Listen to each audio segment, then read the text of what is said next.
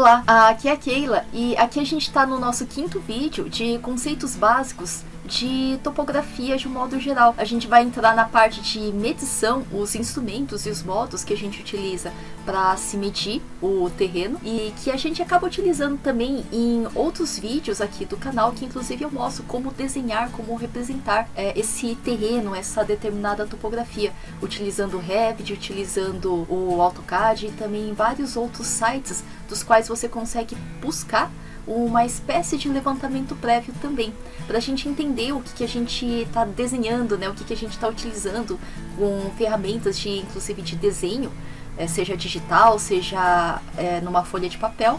A gente poderia justamente entender, né, o basiquinho, né, dos conceitos, e inclusive a gente vai continuar aqui agora nesse vídeo a ver a parte de instrumentos que são utilizados nessas medições em campo. Antes de a gente entrar no conteúdo, caso você ainda não seja inscrito no canal, eu lhe convido a clicar no botão abaixo para se inscrever, e você pode também curtir, compartilhar e comentar logo abaixo desse vídeo. Semanalmente eu trago aqui do canal ao menos um vídeo como este.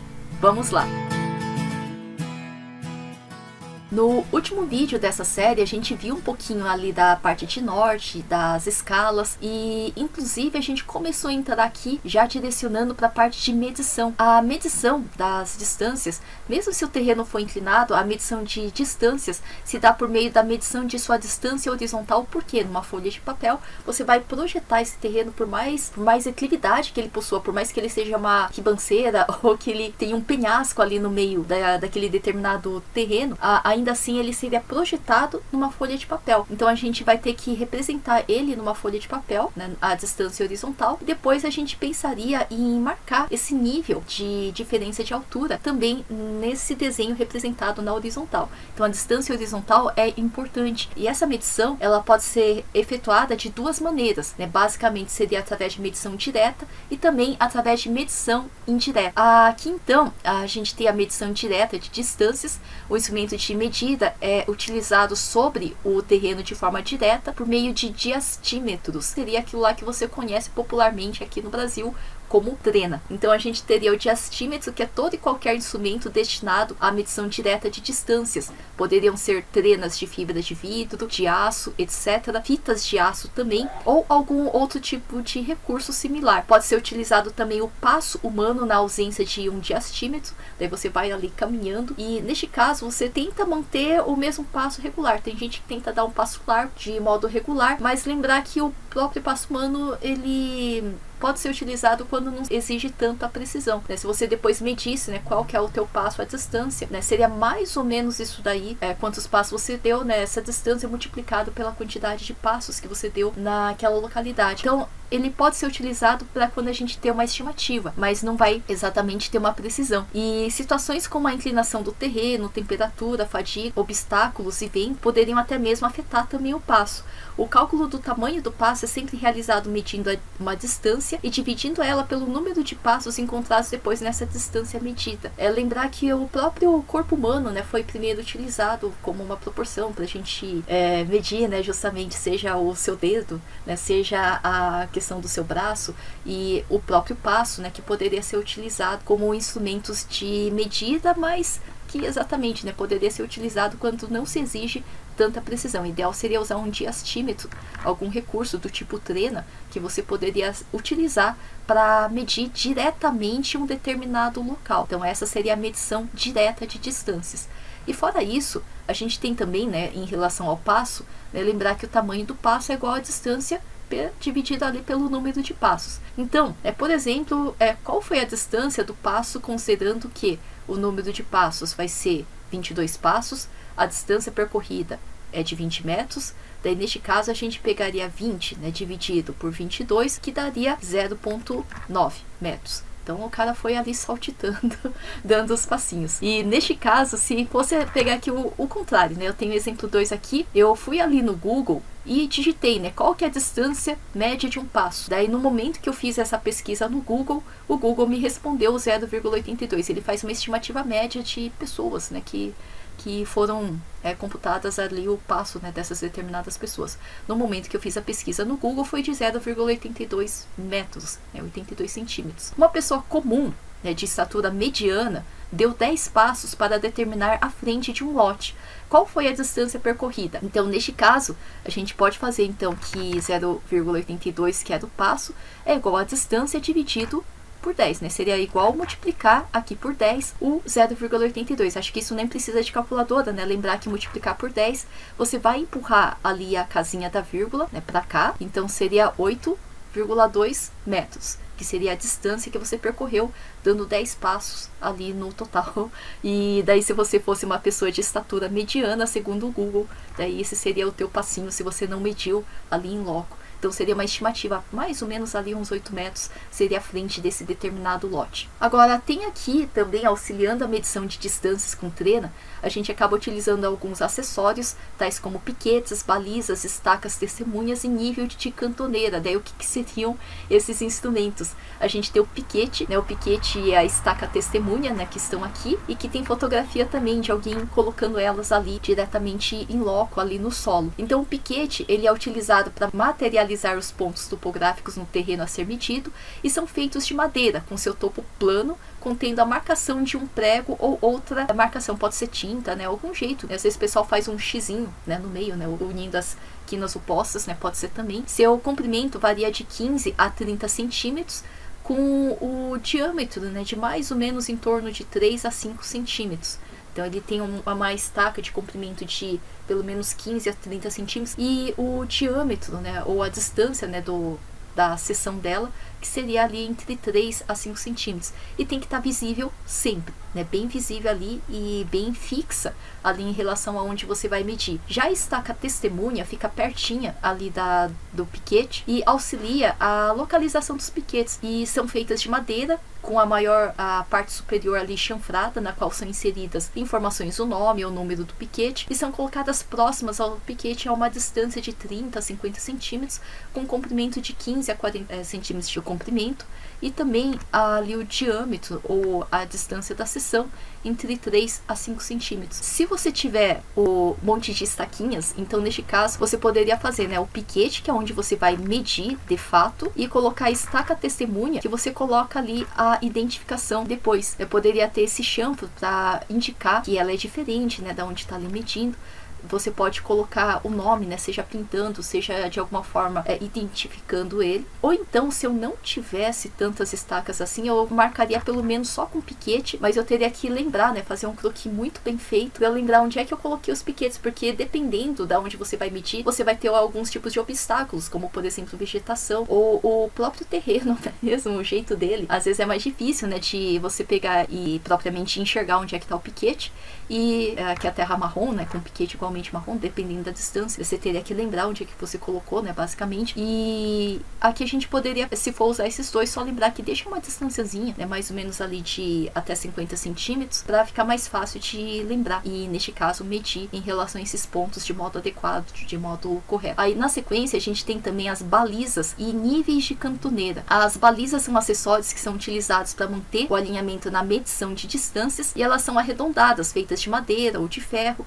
A ponta é sempre de ferro, com comprimento de 2 metros e diâmetro entre 16 milímetros e 20 milímetros. Mais ou menos, um pouquinho mais de 1,5 centímetro até ali uns 2 centímetros. Elas são pintadas de branco e vermelho ou branco e preto para que sejam visualizadas à distância. Para que elas sejam mantidas sempre na posição vertical, evitando erros na medição, são utilizados os níveis de cantoneira. O nível de cantoneira possui uma bolha circular que auxilia a baliza na posição vertical sobre o piquete ou alinhamento. Então a gente tem essa baliza, seja a baliza somente essa haste pintada de modo intercalado para ficar mais fácil de enxergar, seja essa daqui que tem essa parte que parece um olho de gato, que seria para esse prisma para ser utilizado junto com estações totais. Quando você tem essa haste, para você fazer a mira e conseguir deixar a haste bem certinha para evitar erros, principalmente erros que podem acontecer de modo cumulativo, neste caso a pessoa que vai estar segurando essa baliza, essa haste tem que estar bem na vertical, e para estar bem na vertical, nem tombando mais para frente, nem tombando mais para trás,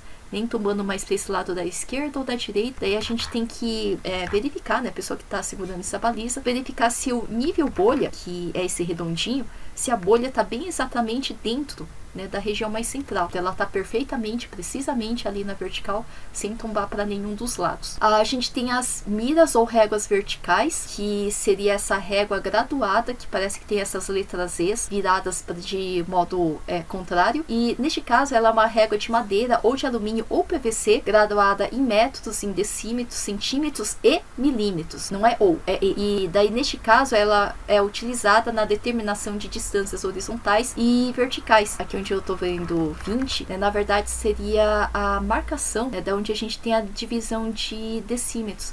Aqui onde eu tô vendo a parte aqui milimetrada, né, seria justamente aqui essa marcação em milímetros.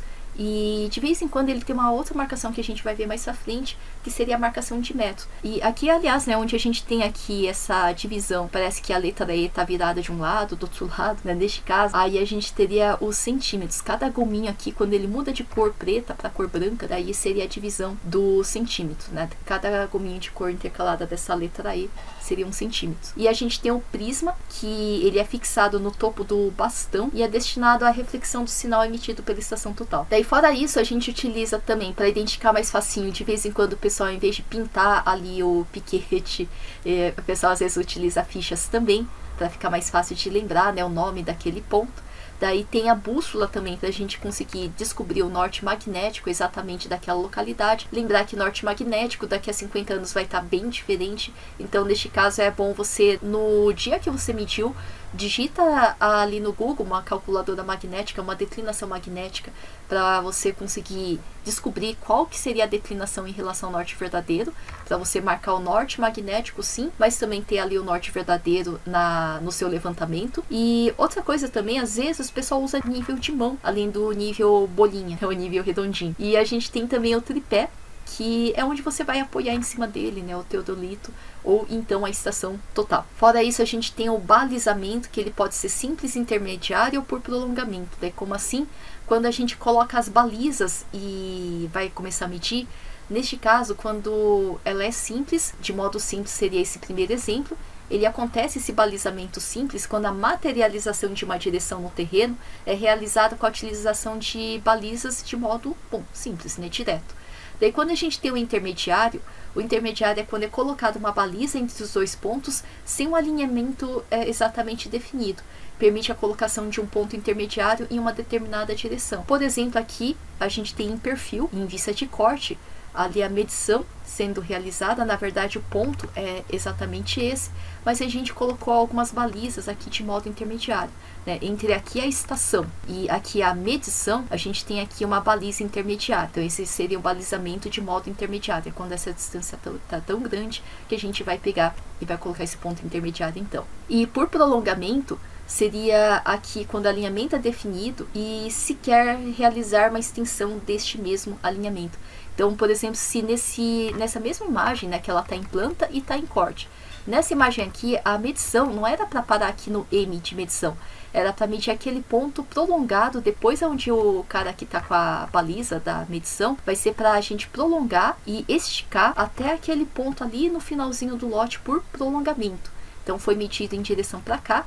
Existiam balizas mais ou menos posicionadas de modo equidistante, e por prolongamento a gente consegue, por trigonometria simples, a gente conseguiria também descobrir ali qual que seria aquele pontinho ali, né, por prolongamento. Seria os 3 tipos de balizamento que a gente utiliza. Daí também alguns cuidados que a gente deve ter no balizamento, né? Sempre manter o alinhamento a ser medido, manter a horizontalidade da trena. Daí os erros causados no balizamento, existem vários, os principais estão aí, né, que seria o erro mais clássico, seria a catenária. A catenária é quando você não estica bem a trena, daí fica a barriguinha, né, na trena, então seria a barriga na trena, seria a tal da catenária. Daí é claro que você vai medir de modo incorreto nesse caso. Seria também um outro erro de balizamento, seria o desnível entre as extremidades, daí falta de alinhamento e falta de verticalidade da baliza, daí quando posicionada sobre o ponto do alinhamento a ser medido, o que provoca nesse caso encurtamento ou alongamento na medição. A gente evita esse erro utilizando o nível bolha, aquele nível de cantoneira redondinho. E neste caso também a gente tem a questão da dilatação térmica, principalmente dependendo do instrumento de medição, do material dele, né, que você vem utilizar.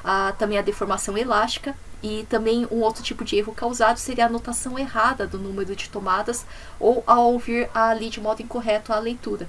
E não colocar trena no 0 ao iniciar a medição. Às vezes tem algumas trenas diferentes que você pega, né, para começar a puxar através dela, sem querer, no lugar que é incorreto. Então, neste caso, provavelmente se você pegou para medir o 0 no lugar errado, é claro que você está acrescentando ou desacrescentando ali um valorzinho, né, considerável na sua medição. Então, aqui a gente tem alguns exemplos, aqui uma catenária. Aqui o exemplo de quando o pessoal mede, inclusive, com esse nível de mangueira, né, que seria aqui medido através do nível da água. Daí, se você fosse medir desse jeito, sempre olhando aqui de frente, porque se você olha de cima ou olha aqui muito baixo, né, provavelmente você impactaria, né, estaria fazendo aqui a leitura, né, a leitura correta aqui seria exatamente aqui no mesmo nível do olho, é o mesmo nível aqui onde a gente tem a barriguinha da água, né, dentro ali da mangueira de nível, né, que o pessoal chama essa mangueira transparente, que o pessoal enche de água. Daí tem também aqui a medida de distância, assim, um lance único com trena, que na medição horizontal entre o ponto A e o ponto B, a gente procura na realidade medir a projeção no plano horizontal, resultando na medição de A para B. Então nessa questão aqui a gente precisaria medir de modo que a gente conseguisse descobrir que na distância horizontal cotada, essa distância que é linear, a gente teria aí 14 metros, então, projetados numa folha de papel, que é onde a gente vai desenhar esse terreno, essa distância na horizontal. Depois a gente pode, depois de representar na horizontal, numa planta, essa distância na horizontal, depois a gente marca qual que era o nível, a alturinha, nesse A, vamos supor que era 0, e qual que é a alturinha lá embaixo nesse ponto B, vamos supor que era menos 5 metros em relação a esse ponto A. Então a gente marcaria como nível, como uma anotação perto ali do pontinho, mas a gente teria que ter essa distância para representar na escala correta numa folha de papel, então em planta. E essa medida, se você conseguisse fazer ela num lance único, dependendo, você poderia até mesmo executar essa medição com trena. Agora, a distância horizontal ou distância topográfica, na medição na horizontal a gente pode utilizar uma trena ou algum outro recurso semelhante para descobrir a distância também inclinada e também, por consequência, o desnível entre os pontos. Aqui a gente tem alguns exemplos, né, de tanto da mangueira de nível, que a gente já viu, como algo muito semelhante, né, muito parecido, né, só que neste caso está usando aqui esse prumo, né, em cima da estaca, das estacas aqui em relação ao chão, sempre com a mesma medida, e você poderia ler a distância horizontal, seria um outro recurso que você pode usar. Ou então, se você tiver aqui o perfil natural, aqui a distância natural que você percorreria, você poderia também descobrir a distância horizontal, a distância topográfica que você vai projetar numa folha de papel, numa vista de planta, e também se você unisse o ponto A do comecinho até o ponto B, ali do finalzinho, você poderia ter exatamente o desnível, e unindo os pontos você teria a distância geométrica. Mesmo que tenha em relação à distância natural, aqui um volumezinho um pouquinho mais para cima ou mais para baixo, enfim, a gente ligaria os pontos para conseguir enxergar mais ou menos uma geometria mais simples, né, esse triângulo que seria da distância geométrica. Então seriam todas essas distâncias que a gente teria em relação a não somente nessa distância reduzida topográfica, aí essa distância horizontal. Fora isso, a distância horizontal não é a distância que se mede no terreno, mas a distância que se obtém quando se utiliza um mapa topográfico, ou seja, um mapa planimétrico, para medir a distância entre os dois pontos. Por isso, essa distância também é chamada de distância topográfica. Lembrar que a gente tem esse perfil natural, e onde a gente tem essa declividade, a gente pode marcar essas curvas, né, que sempre nessa curva continua, por exemplo, nesses 500 metros de altitude em relação ao nível do mar. Sempre aqui nessa curva de nível continua, por exemplo, nessa determinada distância. E que a gente está projetando em cima desse perfil natural, e que muitas vezes a gente acaba marcando não somente isso, mas também, por exemplo, rios, por exemplo, divisa de localidades, de bairros, de cidades, e assim por diante, associado também a ocorrência dessas curvas de nível, e que vai marcar justamente o desnível. E a gente tem aqui a medida de distância em vários lances, quando não é possível medir a distância entre dois pontos utilizando somente uma medição com trena, ou seja, quando a distância entre os dois pontos é maior do que o comprimento da trena, a gente costuma dividir a distância a ser medida em partes chamadas de lances. A distância final entre os dois pontos será a somatória das distâncias de cada lance. Então a gente tem aqui lances né, de 20 metros, mais 20 metros. Vai ser uma medição que a gente vai medir aqui de modo, então, intermediário, né, não vai ser de modo simples de uma vez só. O comprimento da trena que o pessoal tinha naquele dia da medição era só de 20 metros, né, portanto, a gente faria de 20 metros ou um pouquinho menos, né, que inclusive é o que acontece aí. E como aqui a gente tem 4 distâncias de 20 metros, então seria 4 vezes 20 mais essa distância aqui, né, 2 vezes 4, 8, né, 8,35, que a gente vai somar então com 80, né, seria 80 mais 8,35, seria 88,35 metros aqui nessa distância horizontal total. Daí quando a gente faz a medição indireta de distâncias, a gente tem esses exemplos de equipamentos, né, o teodolito de trânsito, o teodolito óptico-mecânico, o eletrônico, que é o mais comum utilizado hoje em dia, e parecido com eles a gente tem também estações totais. A medição indireta de distâncias é efetuada através do cálculo trigonométrico e as operações de campo são realizadas por meio de teodolitos, que são equipamentos que realizam a medição do ângulo vertical ou ângulo zenital utilizados no cálculo da distância. E neste caso as estações totais, que são esses que eu deixei um pouquinho mais abaixo, são os teodolitos eletrônicos que medem ângulos e distâncias de um modo mais semi-automatizado, né, em relação ao teodolito. A gente vai ver na sequência. Aqui a gente tem então o nome das partes que compõem o teodolito mecânico. A gente tem onde a gente faz a visada, né, a parte ali da lunetinha, daí a luneta, que seria justamente nessa parte aqui onde a gente tem as lentes, bem onde você põe pertinho aqui o olho para enxergar, seria esse ajuste focal que você pode ajustar, né, girar. Teria também a leitura angular, né, na parte aqui do visor, onde você põe o olho para ver. Teria um espelho também de luz, se necessário, né, para fazer ajuste também na vertical. O nível bolha que fica ali na basezinha da base aqui do teodolito. A gente tem o colimador e também o nível tubular que fica mais ou menos nessa partezinha, aqui nessa partezinha também. Tem o prumo óptico e trava de base. Então a gente tem essas travas, inclusive, né, de acoplamento, né, os calantes para você conseguir estacionar ele nivelado, né, se for digital, você teria também o visor digital e ajustes que você pode fazer, tanto ajuste de trava de visada, como ajuste ali de trava da própria lunetinha também. Quando a gente faz a taquiometria ou estadimetria, as observações de campo são realizadas sempre com essa altura de teodolito. E com teodolito a gente realiza a medida do ângulo vertical ou ângulo zenital, o qual, em conjunto com as leituras efetuadas, será utilizado no cálculo também da distância. Então a gente tem aqui o zênite, né, que seria para cima, o horizonte, né, que seria bom em relação ao horizontal. E se a gente mirou o teodolito um pouquinho para cima, um pouquinho mais para baixo, você vai ter um ângulo vertical positivo ou o ângulo aqui vertical negativo. Se ele virou um pouquinho para cima, ele está virando aqui em direção ao zênite, daí seria um ângulo zenital. Se ele mirou um pouquinho em direção para o chão e um pouquinho mais para baixo, ele está mais próximo de nadir, então é um ângulo nadiral. Daí a gente tem o exemplo de um teodolito óptico mecânico, que ele tem essa parte do visor digital também, em que a gente consegue enxergar o ângulo medido no plano vertical e a gente consegue observar o ângulo medido no plano na horizontal.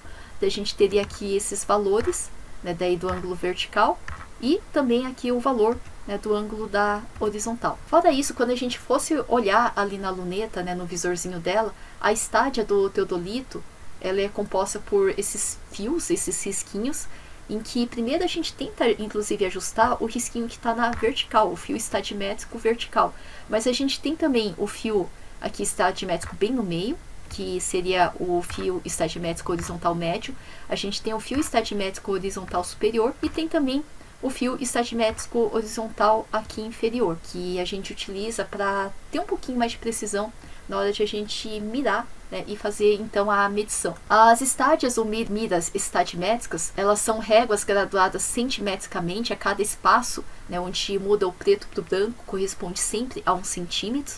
Os decímetros são indicados ao lado da escala centimétrica.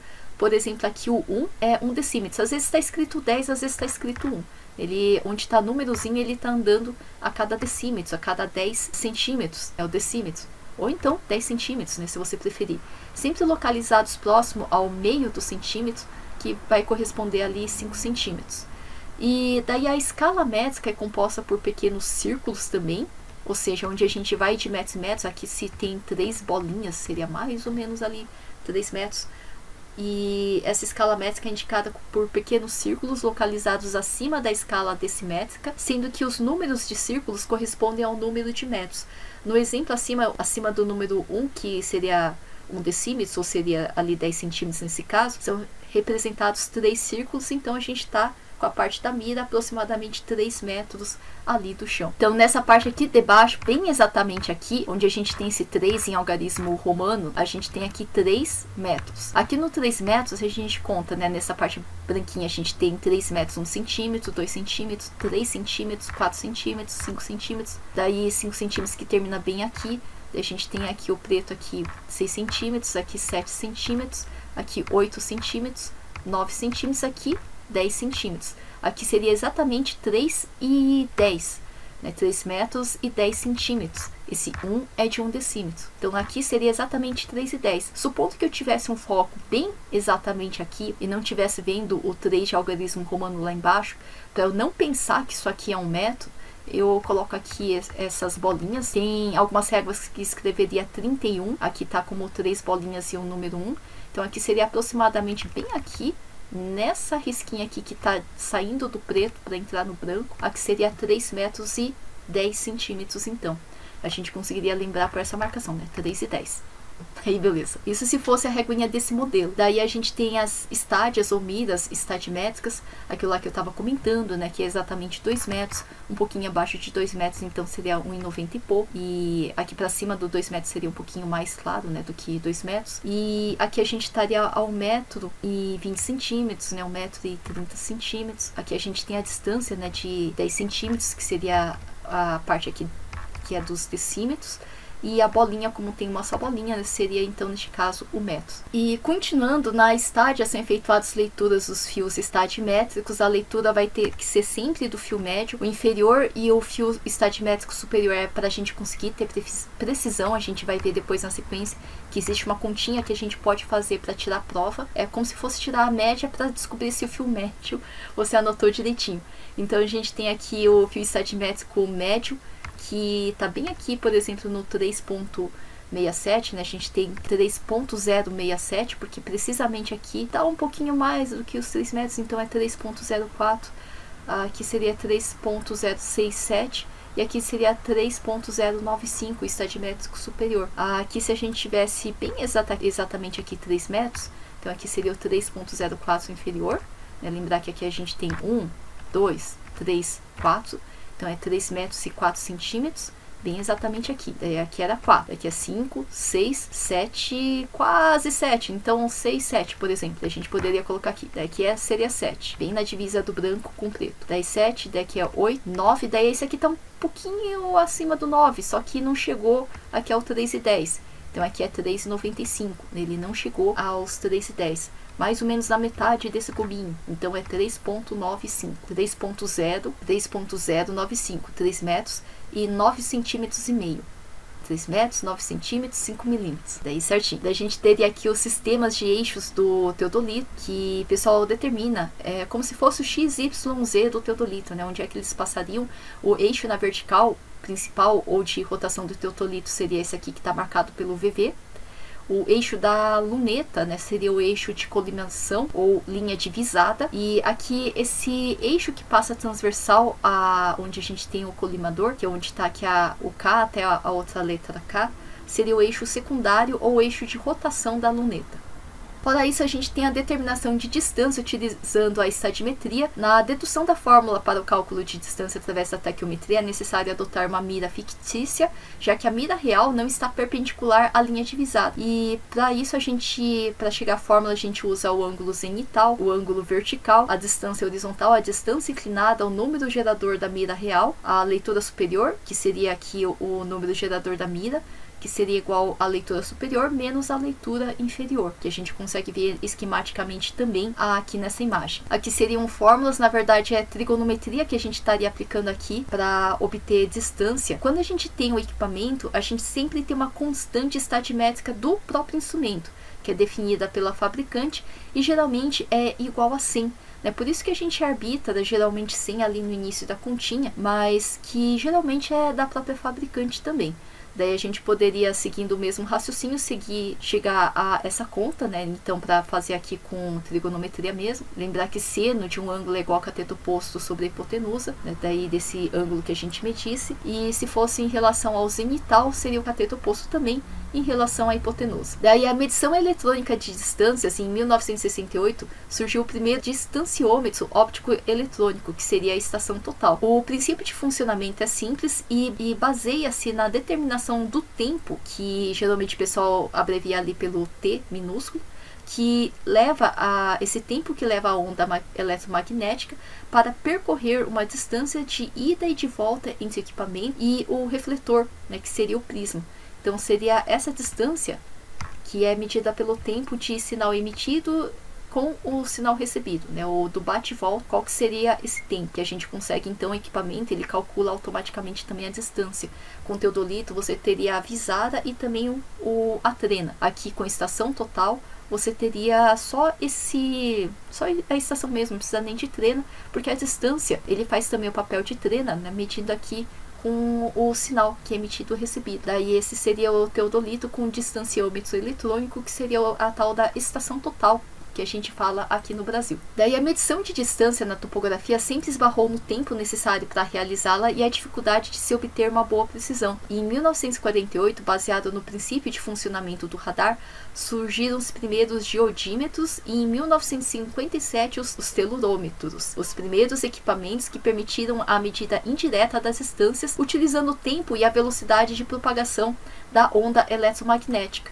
Daí a gente tem o princípio de medição de aqui um equipamento de medição do tipo estação total. MED, na verdade, é uma sigla, né? Vou até voltar aqui, que seria aqui a medição eletrônica de distância. O equipamento de medição eletrônica de distância seria o equipamento aqui, né, de princípio de medida desse tipo de instrumento. Daí a equação aplicável a esse modelo é 2 vezes a distância, que é igual à velocidade de propagação da luz no meio, multiplicado pelo tempo de percurso do sinal. E automaticamente esse tipo de distanciômetro, que é a estação total, ele já calcula para você. Para obter a distância utilizando essa metodologia, é necessário conhecer a velocidade de propagação da luz no meio e o tempo de deslocamento do sinal. Não é possível determinar-se diretamente a velocidade de propagação da luz em campo e utiliza-se a velocidade de propagação da mesma onda no vácuo e o índice de refração no meio de propagação para obter esse valor. Então é que esses equipamentos, eles são montados e são feitos em testes em laboratórios.